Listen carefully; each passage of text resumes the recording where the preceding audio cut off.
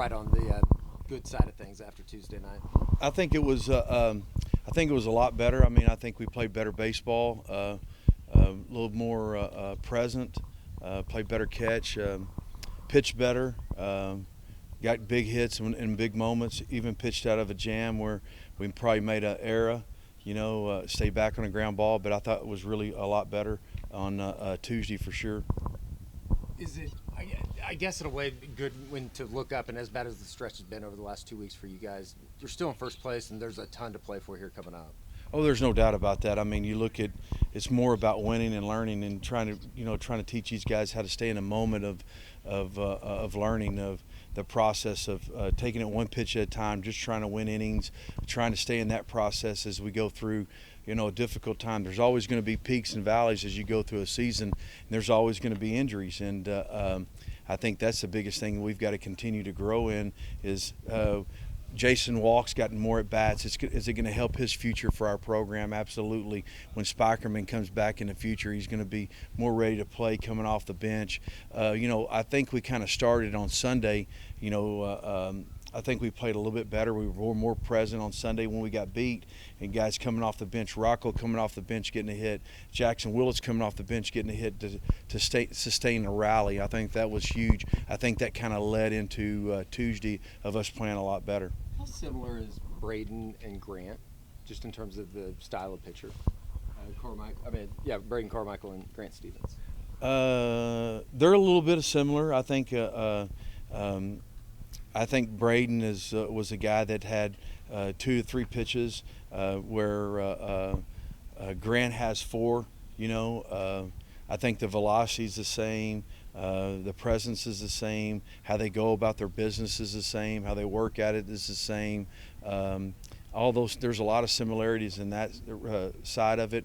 I think both of them are very competitive in their own nature, so there are probably a lot more similarities other than one has 4 pitches, one has 3, so to speak.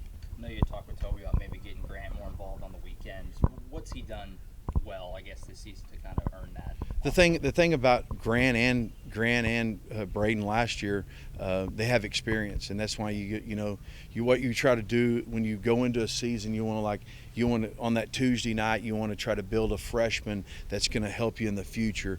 Well, we've struggled in that sense. So then we want to try to win the Tuesday night game. So we starting Grant. We started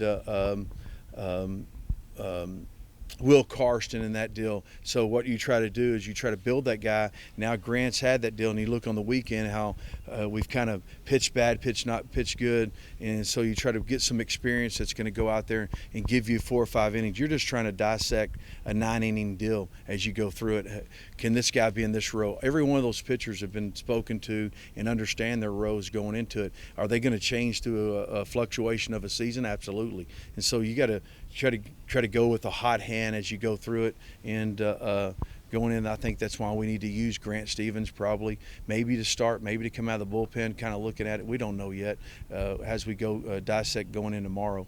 Skip, I know it's early, but how are Spike and Fred doing post-surgery? Well, Spikerman got his stitches out on Monday. And so he's able to pinch run probably going into the weekend. We don't know until we visit today what's going to happen this weekend, using him forward. And even in practice today, we haven't visited about with the trainer. With Frederick, he got his cast off. He put a new cast on. He'll be in it for another month. I don't really suspect him coming back. It might be a minor miracle if he comes back at the end of the season. But hopefully, we're really trying to make sure that we're preparing for every avenue and every opportunity that he may come back or may not come back. How much does a weekend that you guys had in Fort Worth help with these guys, just confidence-wise, going into Stillwater? Like, we know we can go into a tough place. You would think. It would help, but sometimes it doesn't. You don't. All we want them to do is give effort and play with an edge. I mean, that's the only thing you can. That's the only thing you can get out of them is to play with an edge and have an opportunity. You can't expect those guys to be in control of themselves. A Bedlam series is different. It's just different. It's you never know what's going to happen in the Bedlam series, and so you kind of look at it like that. You just want to try to win innings and win pitches. Is there extra motivation for your guys knowing how that last Bedlam midweek game went, just the feeling of that? I think anytime you play a rival school like Oklahoma State, I think there's no doubt about that. I mean, there's always extra. You just want them to be in control and not try too hard, because when you try in baseball, you fail. You just want them to understand, hey, I want to see the pitch really well. I want to anticipate the ball. I want to know where I'm throwing the ball, all those things. You want to try to preach about the process as much as you can. You know, the grit's going to be there. They're going to be competitive. You just want to make sure they're in control of themselves when they're in that competitive mode and not out of control.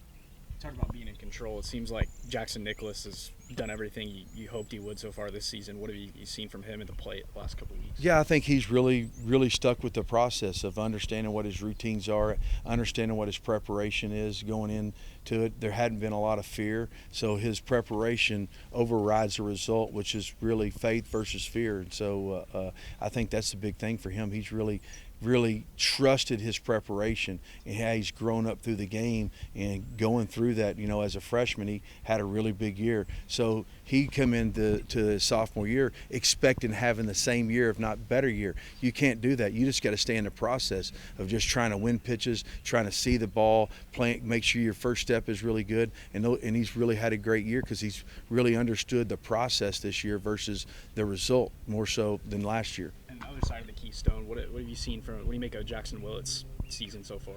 Well, I mean, Jackson earned the start, shortstop at the University of Texas or University of Oklahoma, because what he did was he led our team in the fall.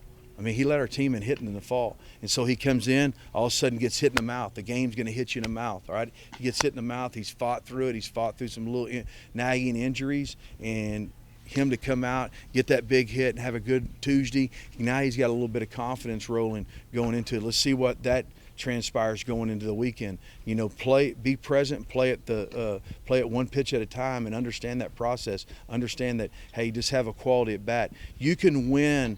Even you can win the game if you use that process as your result.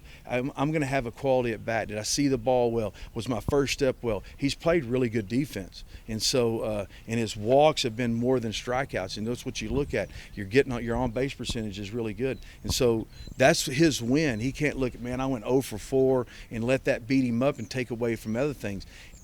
Even though he struggled offensively, it hadn't taken away from his defense. That's what you look at. Last conference bedlam. How would you like to see the series look going forward as far as playing Oklahoma State? Well, I mean, it's a bit above me how I'd like to see the series, that we go 3-0 and we throw 3 shutouts in a row. But you can't do that. I mean, you just go out there and you got to play it one pitch at a time. Moving forward, there's no doubt. I mean, it's a great rivalry. It's a great place.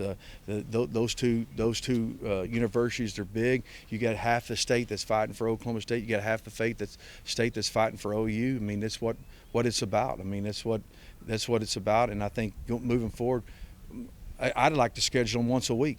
I mean, you're going to get better. It's a great program. Have you had talks with Josh at all about that?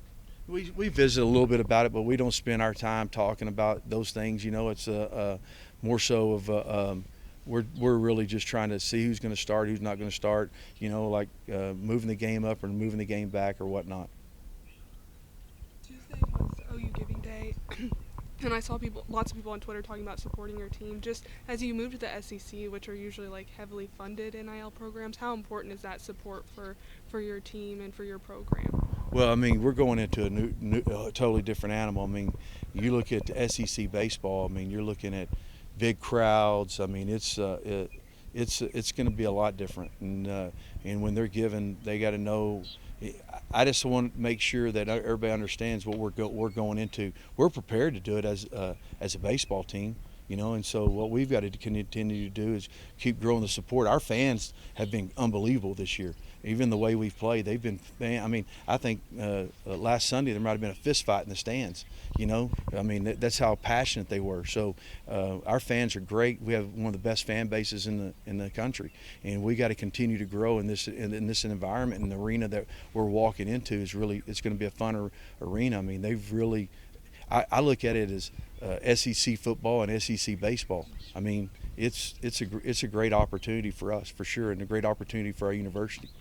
In the same vein of SEC baseball, obviously with the conference transition comes more travel, more charter flights, I assume. And I spoke to President Harris yesterday just about how getting those improvements for Max Westheimer Airport is big for spring ports like baseball, who sometimes have to fly out of Oklahoma City. Walk me through the impact of that and what that means for this program moving forward. Well, getting charter flights into places you can't get to on time, and I don't know.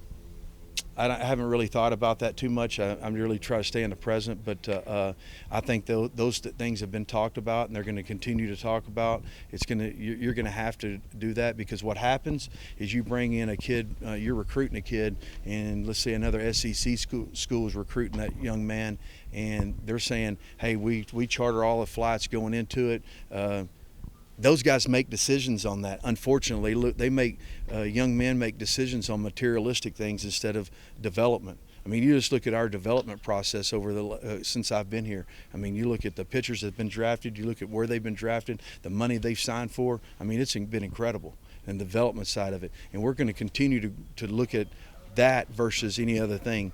I mean, we're going to continue. This is our development program. This is what we're selling, our development program. You just look at that over anything else, and so all those things are really big, and it helps the kid, and it makes those guys understand they're better prepared walking into when they take a charter flight versus getting delayed, getting this and getting in there late. A charter flight gets you in there faster. They're prepared better to play the game versus not prepared.